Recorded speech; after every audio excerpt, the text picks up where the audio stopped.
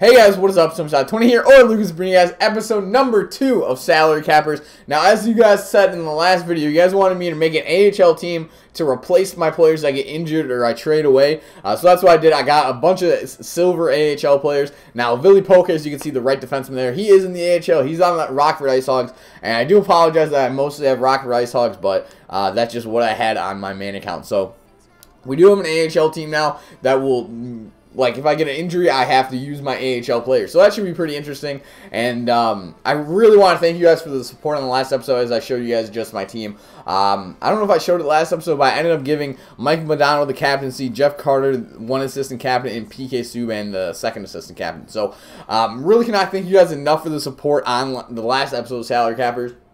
I really do appreciate it. You guys gave me a lot of good ideas, and this is going to be the first episode where you guys decide what I do in the future with the team.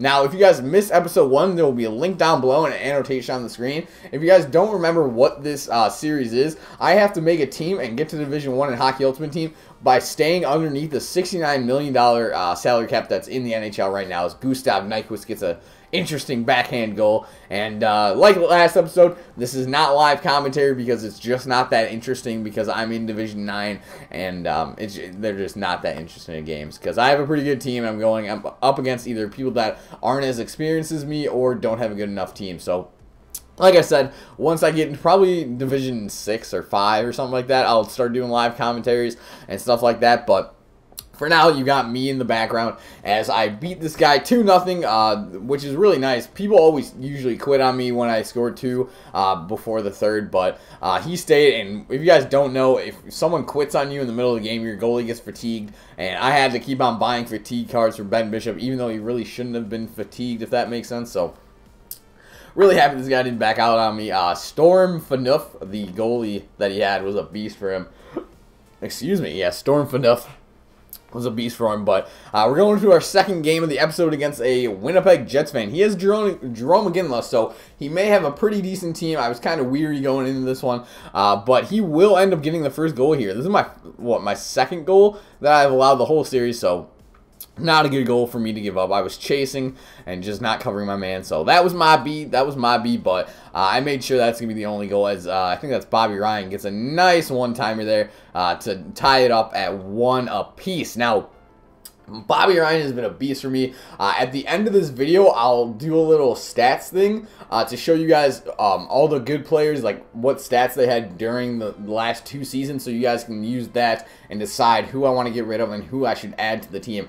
And another thing I want to talk about, with all the 51 new gold cards, I think that's going to expand my possibilities.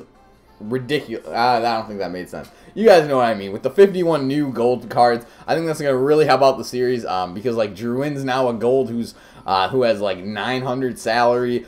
Philip Forsberg, who's an 86 overall now, has a really low salary, too. Aaron Ekblad and all those guys, so that will definitely help me out, as PK Subban got a nice little goal there. PK Subban, one of my favorite defensemen in the game. And a little odd goal here to put me up 4-1. Pacioretty just kind of slides it across here. Maybe this is going too fast. Slides it across. Jeff Carter just kind of taps it in as it sits on the goal line for a couple seconds there. So it did put me up 4-1, and that's going to be the final score of that one. So I am 2-0 so far. And yeah, I mean, honestly, I didn't think I was going to lose, and luckily, as you guys will see, that may happen. But as you guys can see right here, Carl Alsner did get injured, so I had to put in Tim Erickson.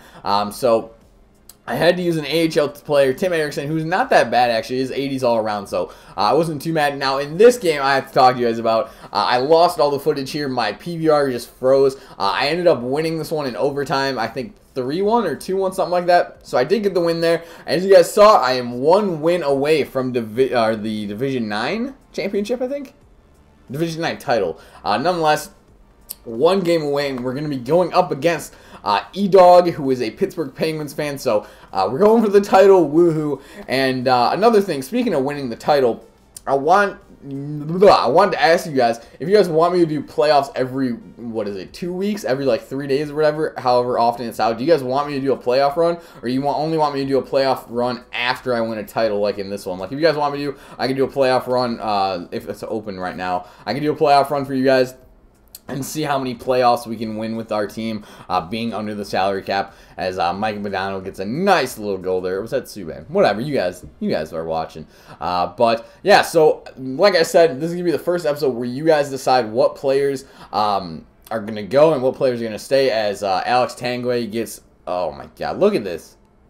Like, how? Hold on. Hopefully I show a different angle of Ben Bishop. But like, okay, look at Ben Bishop. How does he miss that? Like, he's looking... Oh, my... I don't know. Sometimes Ben Bishop, man. But like I said, you guys get to choose. And I think that's Mike Modano going in. And he's going to get... Who? Oh, jeez. I probably should have watched these beforehand. But Mike Modano snipes in overtime. Forgot to tell you guys. That went to overtime.